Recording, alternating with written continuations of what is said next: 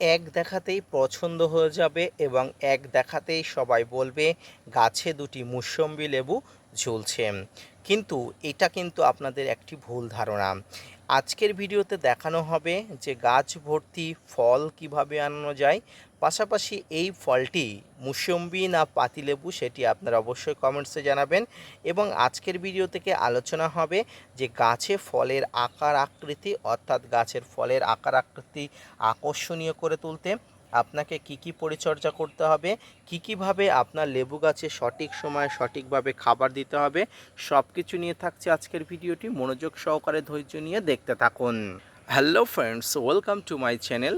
দেশ এবং দেশের বাইরে থেকে যারা আজকে আমার ভিডিওটি কন্টিনিউ করেছেন প্রত্যেককে gardener tips with Kamal YouTube চ্যানেলে স্বাগতম। তো ফ্রেন্ডস, সারা বছর পাতিলেবু গাছে যেমন সারা বছর ফলন হয়, তেমনই সিজনাল গাছটিতে কিন্তু একটা নির্দিষ্ট সিজন পর্যন্ত পাতিলেবু থাকে। কোনো পাতিলেবু সাইজ নির্দিষ্ট আকার আকৃতি হয়, কিন্তু কখনো কখনো যখন পাতিলেবুর আকার আকৃতি নির্দিষ্ট সাইজ পার করে একটা অ্যাট্রাকশান সাইজে চলে আসে, তখন কিন্তু সেটা অত্যন্ত আকর্ষণীয় বা লক্ষণীয় হয়ে ওঠে। আর আজকের ভিডিওর আলোচনা করব পাতিলেবুকে সঠিক আকার আকৃতি বা সাইজ দেওয়ার জন্য আপনি কি করবেন। এক দেখাতেই মনে হবে কোনো মুসম্বি লেবু, কিন্তু আসলে এটি না, এটি কিন্তু পাতিলেবু। আপনারা সাইজ দেখলে অবশ্যই বলবেন যে এটি মুসম্বি লেবুর মতো। আমি যতটা সম্ভব ক্যামেরাটি সামনে এনে আপনাদের দেখানোর চেষ্টা করছি কত সুন্দর বড় বড় সাইজ দুটি লেবু। এই গাছটিতে আমি কিন্তু প্রায় 10 থেকে 12টার উপরে লেবু পেয়েছিলাম, গত ভিডিওতে আপনারা দেখেছিলেন। তো প্রত্যেকটি লেবুর সাইজগুলো কিন্তু এমন ছিল, তবে কিছু লেবু 2-4টে লেবু কিন্তু এই ধরনের ছোট হয়েছিল, কিন্তু ওভারঅল যে লেবুগুলো হয়েছিল প্রত্যেকটি লেবু কিন্তু এই ধরনের সাইজ হয়েছিল। তো এবার আসুন যে এই ধরনের সাইজ হবার পিছনে গল্পটা কী। দেখুন, গাছে লেবু বড় হবার পিছনে কিন্তু প্রথমত জাত নির্বাচনটা আবশ্যিক। আপনি যদি ছোট সাইজের লেবুর জাত নির্বাচন করেন, অর্থাৎ যদি আপনি যে গাছটিতে কলম করছেন সেই গাছের জাত যদি ছোট হয়, তখন কিন্তু গাছের লেবুগুলো ছোট হবে। তবে আমার এই লেবু গাছটির জাত যেটি, তার থেকেও কিন্তু বড় সাইজ পেয়েছি আমি এই লেবুগুলো কিন্তু খুব প্রচণ্ড রস, এবং গত যে লেবুগুলো আমি হারভেস্ট করেছিলাম সেগুলো কিন্তু প্রচণ্ড হারে রস ছিল। তো লেবু বড় হতে গেলে সাধারণত যেটি দরকার সেটি হচ্ছে গাছের সুষম খাবার, পাশাপাশি গাছে একটি বিশেষ রাসায়নিক সার।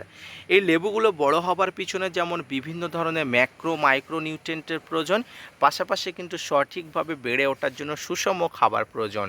এই সুষম খাবারের মধ্যে মিশ্র খাবার তো আবশ্যিক, এর পাশাপাশি যে রাসায়নিক খাবারটি দরকার সেটি হচ্ছে এসএসপি, অর্থাৎ সিঙ্গেল সুপার ফসফেট। এই সিঙ্গেল সুপার ফসফেট কিন্তু গাছের ফলের আকার আকৃতি বৃদ্ধি এবং আকর্ষণীয় করতে, অর্থাৎ অ্যাট্রাকটিভ করতে কিন্তু অনেক অংশে কার্যকারী করে। আমি আমার ফল ধরা যে সমস্ত লেবু গাছ ছিল সেই সমস্ত লেবু গাছে, সেটি মাল্টা, মুসম্বি, পাতি, সমস্ত গাছে কিন্তু নিয়মিত এসএসপি ব্যবহার করি। এই সিঙ্গেল সুপার ফসফেট ব্যবহার করলে টবের মাটিতে যেমন ভালো থাকে, টবের মাটি যেমন বর্ষাকালে খসখসের হাত থেকে রক্ষা পাওয়া যায়, পাশাপাশি ফলের আকার আকৃতি সঠিকভাবে করার জন্য কিন্তু এই এসএসপির সঙ্গে কিন্তু মিশ্র খাবারের কিন্তু প্রয়োজনীয়তা আবশ্যিক রয়েছে। তো এই এসএসপি কতটা পরিমাণ টবে দেবেন, দেখুন একটি বড় গাছের ক্ষেত্রে আপনারা 1 থেকে 2 গ্রাম দিতে পারেন, একটি ছোট গাছের ক্ষেত্রে কিন্তু আপনারা অল্প করে হাতে নিয়ে কিন্তু টবের মাটির উপরে কিন্তু ছড়িয়ে দিতে পারেন। এছাড়া মিশ্র খাবার দেওয়ার পরিমাণ তো আপনাদের বলেছি, একটি 8 থেকে 10 ইঞ্চি টবের ক্ষেত্রে আপনারা 1 থেকে 2 মুষ্টি পরিমাণ, এবং একটি বড় গাছের ক্ষেত্রে আপনারা কিন্তু বেশ ভালো পরিমাণ খাবার দিতে হবে।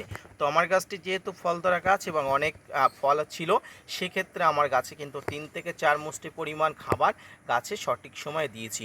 এবং সাইট্রাস প্রজাতির গাছ প্রত্যেকেই কিন্তু খাবার খেতে পছন্দ করে, সঠিক সময়ে সঠিক খাবার দিলে কিন্তু আপনার গাছের লেবুগুলো কিন্তু সঠিকভাবে বৃদ্ধি হয়ে উঠবে। তো ফ্রেন্ডস, এই ভিটামিন সি যুক্ত এই ফলটি কিন্তু আমাদের শরীরে অত্যন্ত কার্যকরী, তাই আপনার ছাদ বাগানে যদি এই ধরনের লেবুগুলো সারা বছর পান এবং আকার আকৃতি যদি অ্যাট্রাকটিভ হয়, তাহলে কিন্তু আপনার আর বাজার থেকে লেবু কেনা লাগবে না এবং যে কেউ আপনার এই লেবুগুলো দেখে কিন্তু আকর্ষিত হবে।